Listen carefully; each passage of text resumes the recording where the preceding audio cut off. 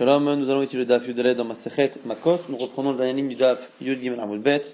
Ravina Amar, Ravina dit Le'olam kenamrenan meikara. On reprend l'explication qu'on avait vue de Rabbi Akiva. Rappelez-vous qu'on avait une marloquette de Rabbi Akiva, Rabbi Ishmael et Chachamim.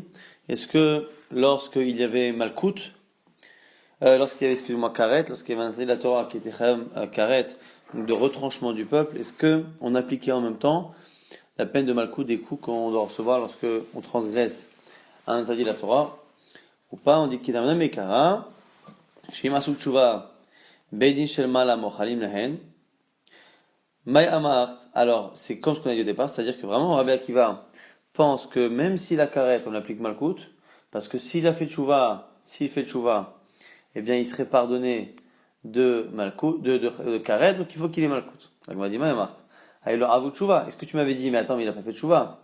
L'obsikamita, les karet, c'est pas évident. Et comme on ne sait pas exactement s'il l'a fait, s'il l'a pas fait, eh bien, du coup, on fait comme si on n'avait pas appliqué karet. Comme s'il n'y avait pas karet, on applique malkout. Et donc, finalement, lorsque on a d'autres sanctions, comme la peine de mort, comme les coups, ça sont des sanctions qui ne dépendent pas de la Tshuva. Et donc, on considérera qu'elles sont toujours valables. Mais karet, comme c'est quelque chose qui vient du ciel et qu'on ne sait pas si ça a été appliqué, pas appliqué en fonction d'une éventuelle tchouva qu'il aurait pu faire, on ne rentre pas ça en compte pour dire qu'on applique une seule sanction. On dit que karet, c'est comme si ça s'était pas passé et on applique malkout. Troisième avis qui est dans la Braïta, la Barabi Srakomer, Chayav Kritout, Bichlal Hayu. Lui dit que Chayav Kritout, ça a été cité de manière globale. Velama Yatzat. Pourquoi on a exclu à part? Sur toute la vérote là-bas, toutes les relations interdites, toutes les relations incestueuses, c'est marqué que celui qui les transgresse, que cette âme sera retranchée. Alors pourquoi, dans un des cas, on a répété qu'il y avait karet? Après, une fois qu'on a dit que tous ces interdits-là sont karet, pourquoi le dire spécialement pour celui qui a une relation avec sa sœur? Et de nos karet, velo bemalkout, nous dit ici Rabbi Yitzhak, pour dire qu'il n'y a que karet et pas malkout. Donc, à l'opposé de ce qu'on dit Rabbi Akiva. On dit Rabbanan et les autres Hachamim vont dire quoi? Karet bachoto la mali.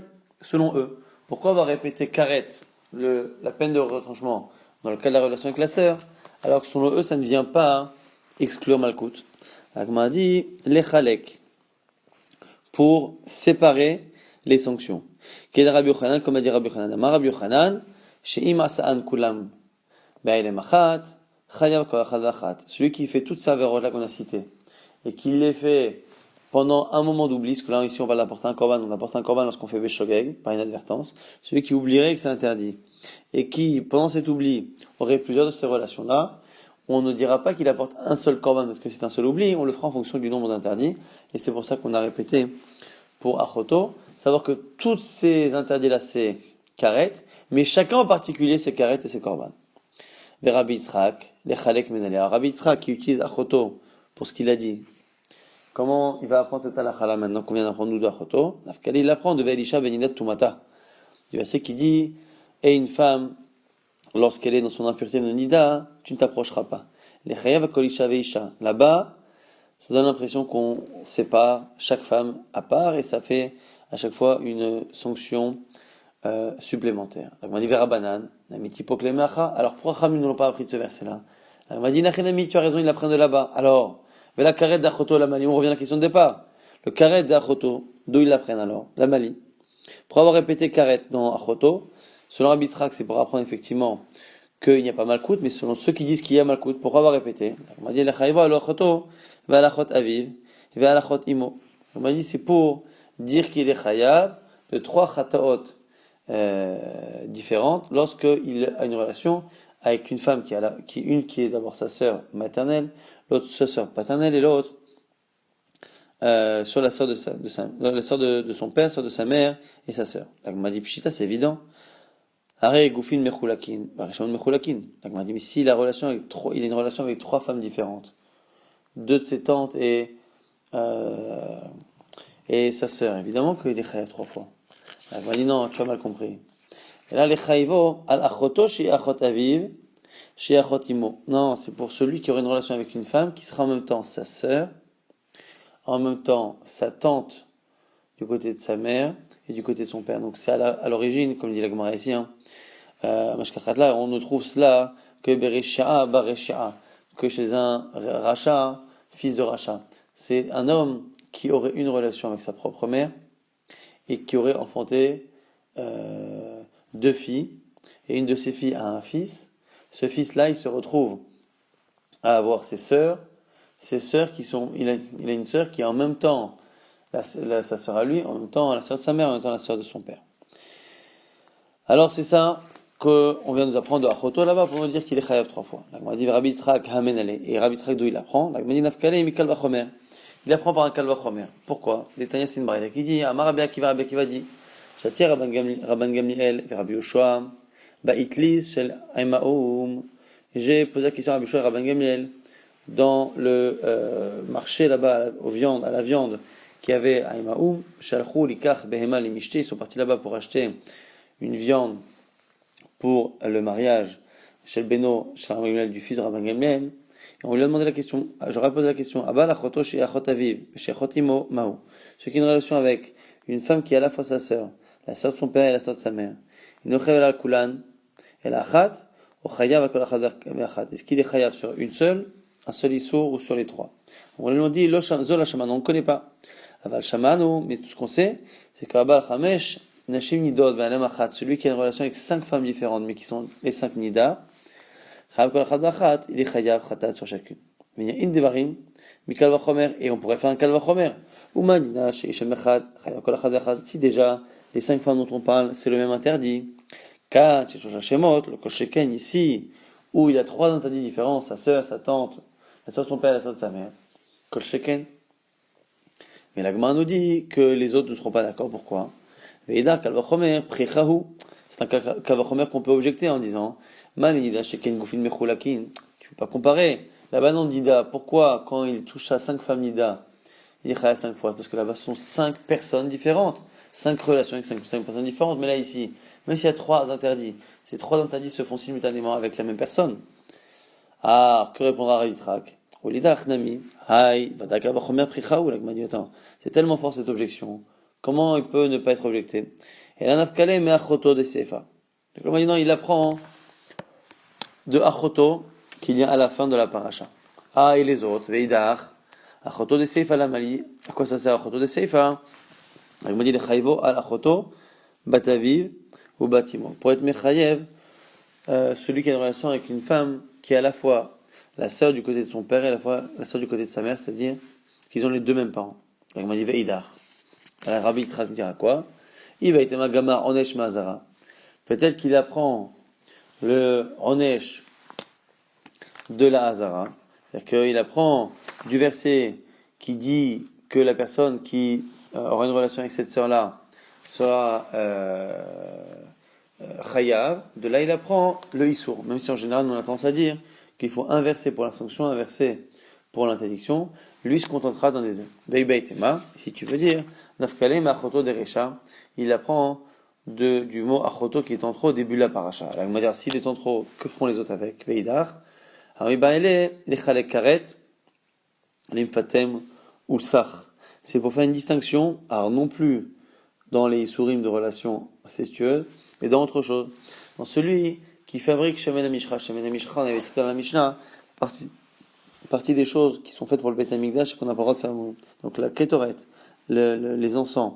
Et Shemen HaMishra, l'huile d'onction, ne doit pas être faite selon la recette pour autre chose que pour le Beit HaMikdash. Celui qui l'a fait, donc Mefatem, et celui qui l'enduit, fait à chaque fois un interdit.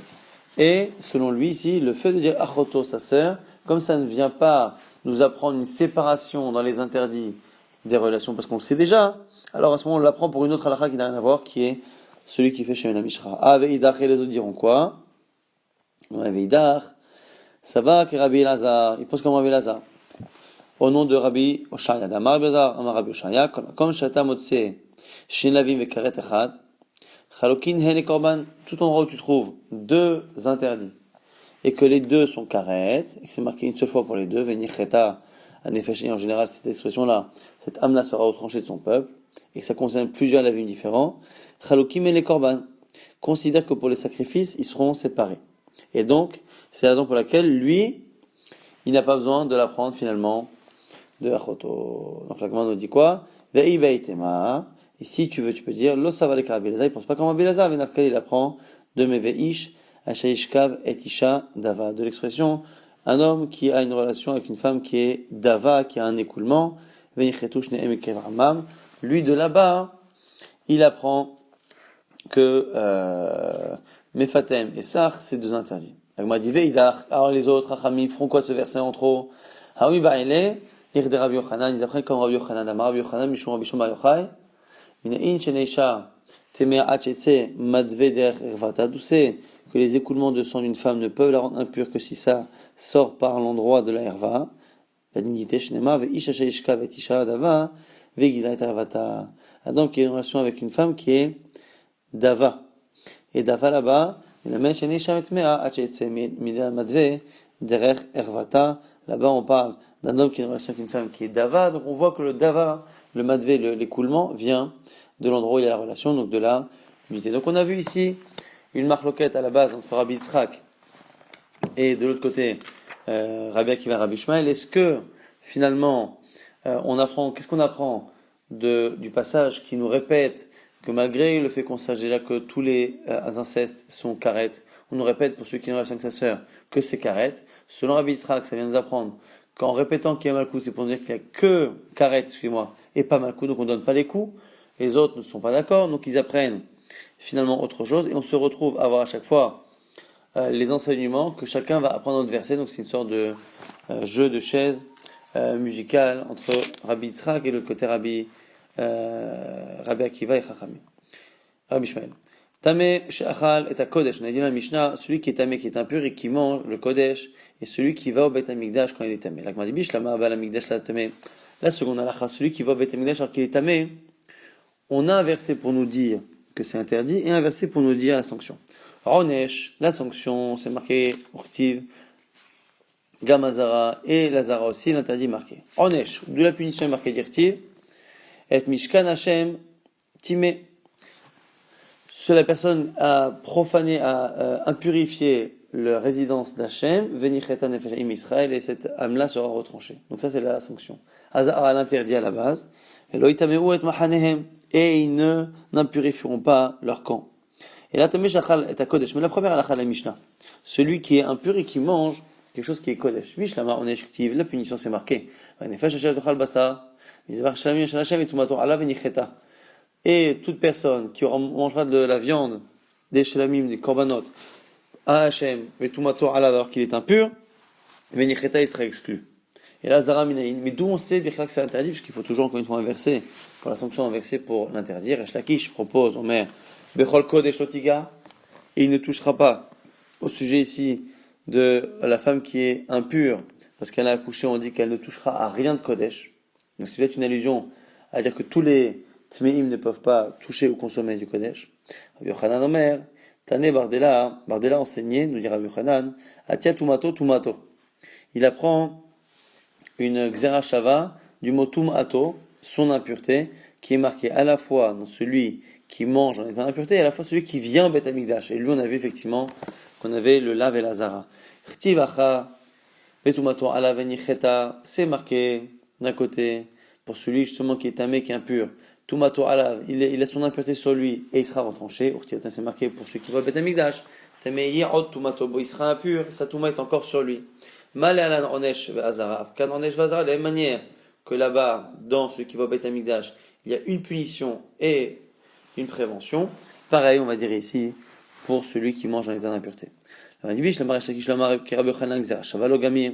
Shakish, je comprends pourquoi il n'a pas dit comme Rabbi Yochanan. Rabbi Yochanan est Xera Shava. Xera Shava, il faut que la personne l'ait reçu de son Rav, qui lui-même de son Rav. On ne peut pas l'inventer. Donc, que Rabbi Shakish ne tienne pas la Xera Shava, ça peut être logique s'il ne la connaissait pas. Mais l'inverse. Là, Rabbi Yochanan maïta amal en Rabbi Shakish. Mais pourquoi Rabbi Yochanan n'a pas donné simplement la raison de Rabbi Shakish, Bechol Gosh Lotiga? Amalach, ce qu'il va te dire, ou Azara les Trouma. Il dit que là-bas, pour la femme qui est impure, qui ne doit pas toucher au Kodesh, le Kodesh dont on parle, c'est pas les korbanot, c'est la Trouma. Avec Resh Lakish, Zara les Trouma Menale. Alors, Resh Lakish, d'où il apprend l'interdit de la Trouma? Alors, quel est Ish Mizer Aaron Ve'ut Sarwa Ozav, du verset qui dit, et un homme de la descendance d'Aaron qui est Tsaroua, ou qui est Zav, qui est impur, Kodashim lo yochal ad itar. Il ne pourra pas manger les kodashim jusqu'à ce qu'ils soient purifiés. Et là-bas, on parle de trouma. Et zodavar où shavé bechol zaro shel Aaron. Et vomer des trouma. Pourquoi? Parce que quand là-bas, ça s'adresse au fils de Aaron, c'est pour ça que c'est la trouma. On dit veidar. Et Rabbi Yochanan. Yaou la achila veha lengia. Lui, il dit qu'il a besoin des deux versets. Des deux versets. Et un verset pour l'interdit de consommer, un verset pour l'interdit de toucher. On a dit, Rabbi Veresh Lakish, Haïm Bechol Kodesh Otiga, l'Achiudeata, la Gmadiaton, Bechol Kodesh Otiga, c'est sur la Trouma. Pourtant, Haïm va aller lui la dire, Veresh Lakish, que l'étamé, Shinaga Bakodesh, que là-bas c'est pour nous dire que ça interdit une personne de toucher du Kodesh. Et Itmar, Tamé Shinaga Bakodesh, Veresh Lakish Omer Loke, Rabbi Yochanan Omer no Loke, c'est une marque Rabbi Yochanan, Veresh Lakish. Celui qui est impur, qui ne fait que toucher. Selon Rabbi Resh Lakish, il est loqué et reçoit les 40 coups de la Torah, contrairement à Rabbi Yochanan. Resh Lakish, loqué, bechol kodesh otiga, lui, il apprend de ce verset. Rabbi Yochanan Omer, en loqué, ha'u azara li trouma ou deata.